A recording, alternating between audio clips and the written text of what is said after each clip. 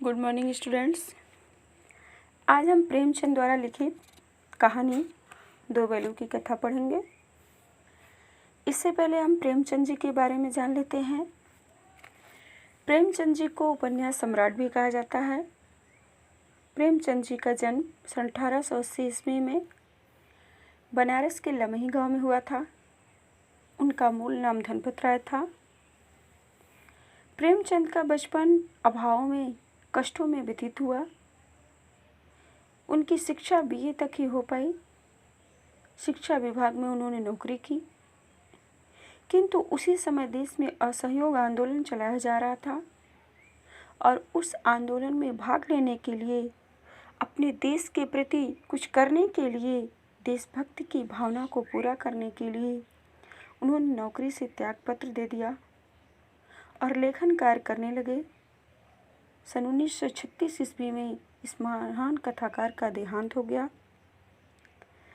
प्रेमचंद की प्रमुख रचनाएं हैं जैसे सेवा सदन, प्रेमाश्रम, रंगभूमि, कायाकल्प, निर्मला, गबन, कर्मभूमि, गोदान, कफन, पूस की रात, पंचतंत्र आदि उनकी रचनाएं हैं। उन्होंने हंस, जागरण और माधुरी पत्रिका का संपादन भी किया। प्रेमचंद जी के साहित्य में किसानों, मजदूरों और दलितों का शोषण, समाज में स्त्री की दुर्दशा और स्वाधीनता आंदोलन के प्रति अभिव्यक्ति दिखाई देती है। प्रेमचंद के लेखन की प्रमुख विशेषता उनकी भाषा सरल, सजीव एवं मुहावरेदार है। उन्होंने अरबी, फारसी और अंग्रेजी के प्रचलित शब्दों का भी कुशलतापूर्वक प्रयोग किया है। दो बैलों की कथा के माध्यम से प्रेमचंद ने कृषक समाज और पशुओं के भावात्मक संबंध का वर्णन किया है। इस कहानी में उन्होंने यह भी बताया है कि स्वतंत्रता सहज में नहीं मिलती, उसके लिए संघर्ष करना पड़ता है। इस प्रकार यह कहानी परोक्ष रूप से आज़ादी के आंदोलन से जुड़ी हुई है। यह कहानी उस समय की है जब हमारा देश अंग्रेज़ों का गुलाम था। हमारे देश के लोगों के साथ अत्याचार हो रहा था, अन्याय हो रहा था। उसका मूल कारण था कि हमारे देश के लोग अत्यंत सीधे थे और अत्यंत सरल थे और इसीलिए स्थान स्थान पर, जगह जगह पर, देश विदेश में उनका अपमान किया जा रहा था। दो बैलों की कथा में लेखक ने उनके सीधेपन को उकेरा है। जानवरों में गधा सबसे ज़्यादा बुद्धिहीन समझा जाता है। हम जब किसी आदमी को परले दर्जे का बेवकूफ़ कहना चाहते हैं तो उसे गधा कहते हैं। गधा सचमुच बेवकूफ़ है या उसके सीधेपन, उसकी निरापद सहिष्णुता ने उसे यह पदवी दे दी है, इसका निश्चय नहीं किया जा सकता। लेखक बता रहे हैं कि सभी जानवरों में गधे को सबसे ज़्यादा बुद्धिहीन, बेवकूफ़, मूर्ख समझा जाता है और जब भी हम किसी आदमी को बेवकूफ़ कहते हैं, मूर्ख कहते हैं तो उसे गधा कहकर संबोधित करते हैं, गधे से उसकी तुलना करते हैं। क्या गधा सचमुच में बेवकूफ़ है या उसका सीधापन है या वह इतना सरल है, इतना सीधा है कि लोग उसे बेवकूफ़ समझने लगते हैं, या उसकी निरापद, उसकी अत्यंत सहिष्णुता, अत्यंत सरलता ने उसे यह पदवी दे दी है। इसका निष्कर्ष नहीं निकाला जा सकता, इसका निश्चय नहीं किया जा सकता।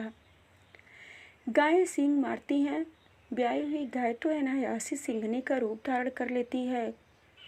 कुत्ता भी बहुत गरीब जानवर है, लेकिन कभी कभी उसे भी क्रोध आ ही जाता है, किंतु गधे को कभी क्रोध करते नहीं सुना, न देखा। जितना चाहो गरीब को मारो, चाहे जैसी खराब सड़ी हुई घास सामने डाल दो, उसके चेहरे पर कभी असंतोष की छाया भी न दिखाई देगी। लेखक कह रहे हैं कि गाय को सीधा पशु माना जाता है, किंतु वह भी अपनी रक्षा के लिए, अपनी सुरक्षा के लिए सींग उठाती है। और जो गाय बच्चे देती हैं, बच्चे दी रहती हैं, यदि उनके बच्चे के साथ छेड़छाड़ की जाए उन्हें हानि पहुंचाने का प्रयास किया जाए तो अकारण ही सिंघनी का रूप धारण कर लेती हैं। कुत्ता भी बहुत गरीब जानवर माना जाता है, किंतु वह भी अपनी सुरक्षा के लिए भौंकता है, काटता है, उसे भी कभी कभी क्रोध आ ही जाता है। किंतु गधा एक ऐसा पशु है जिसे कभी क्रोध नहीं आता, जो हमेशा शांत रहता है। उसे क्रोध करते हुए न कभी सुना है न देखा गया है। जितना चाहो उसे मारो पीटो, उसे कोई असर नहीं पड़ता। और जैसी भी सड़ी गली घास उसके सामने डाल दो, वह उसे खाता रहता है। उसके चेहरे पर असंतोष का भाव नहीं दिखाई देता, असंतोष की रेखा नहीं दिखाई देती। हमेशा वो शांत रहता है, संतुष्ट रहता है। बैसाख में चाहे एक आध बार कुलेल कर लेता हो, पर हमने तो उसे कभी खुश होते नहीं देखा। उसके चेहरे पर एक विषाद अस्थायी रूप से छाया रहता है। सुख दुख हानि लाभ किसी भी दशा में उसे बदलते नहीं देखा। लेखक कह रहे हैं कि बैसाख के महीने में, जो हिंदी महीना का बैसाख होता है, उसे गधे का जन्म दिवस माना जाता है और इसलिए उसे बैसाख नंदन भी कहा जाता है।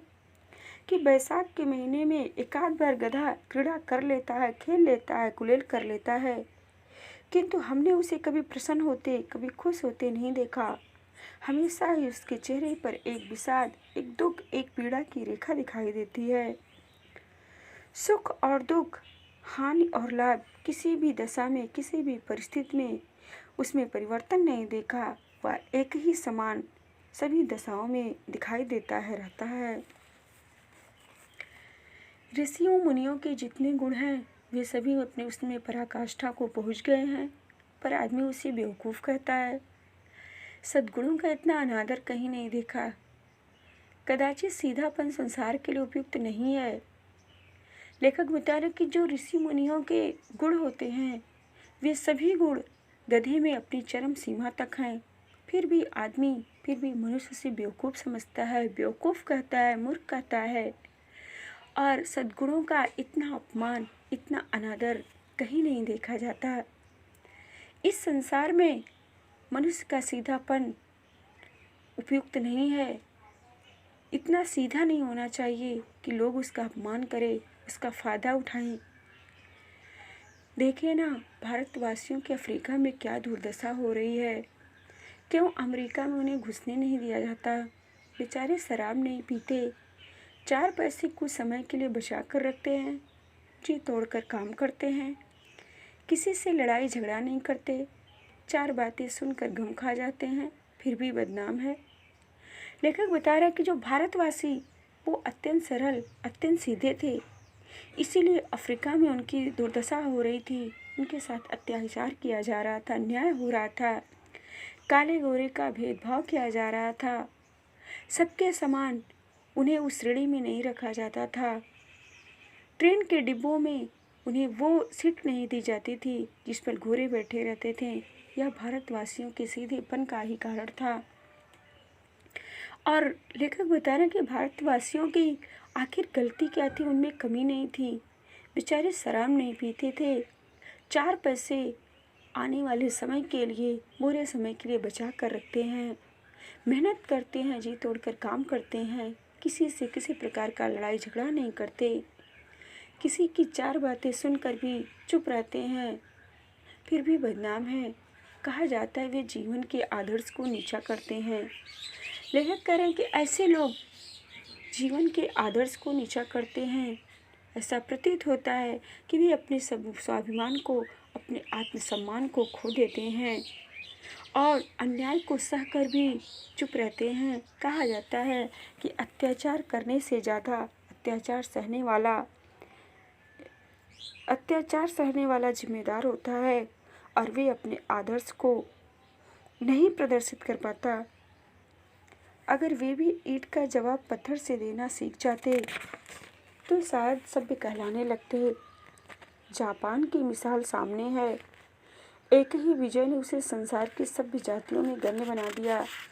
लेखक कहते हैं यदि भारतवासी भी ईंट का जवाब पत्थर से देना सीख जाते, लोगों का मुंह तोड़ जवाब देना सीख जाते, तो वो भी सभ्य कहलाने लगते। और लेखक एक उदाहरण देते हैं कि जापान ऐसा देश है जो एक ही विजय ने उसे संसार के सभ्य जातियों में गण्य बना दिया, महत्वपूर्ण बना दिया। लेकिन गधे का एक छोटा भाई और भी है जो उससे कम ही गधा है, और वह है बैल। जिस अर्थ में हम गधे का प्रयोग करते हैं, कुछ उसी से मिलते जुलते अर्थ में बछिया के ताऊ का भी प्रयोग करते हैं। कुछ लोग बैल को शायद बेवकूफ़ों में सर्वश्रेष्ठ कहेंगे, मगर हमारा विचार ऐसा नहीं है। अब लेखक बता रहे हैं कि गधे का एक छोटा भाई और भी है, और उससे कम ही गधा है, और वह है बैल। लेखक बता रहे हैं कि जिस प्रकार गधे का प्रयोग बेवकूफ़ों मूर्ख की श्रेणी में किया जाता है, उसी प्रकार कभी कभी लोग किसी को मूर्ख कहने के लिए, मूर्ख समझने के लिए बैल शब्द का भी प्रयोग करते हैं, और बछिया के ताऊ अर्थात बैल का प्रयोग करते हैं। और कुछ लोग बैल को शायद बेवकूफ़ों में सबसे श्रेष्ठ, सबसे ऊंचा मानते हैं, किंतु हमारा विचार ऐसा नहीं है। बैल कभी कभी मारता भी है, कभी कभी अड़ियल बैल भी देखने में आता है, और भी कई रीतियों से अपना असंतोष प्रकट कर देता है, अतः उसका स्थान गधे से नीचा है। लेखक कह रहे हैं कि मैं बैल को बेवकूफ़ समझने की श्रेणी में नहीं हूँ। बैल कभी कभी मारता है, सींग उठाता है, कभी कभी अपना अड़ियलपन दिखाता है, और अनेकों प्रकार से वह अपने असंतोष को प्रकट करता है।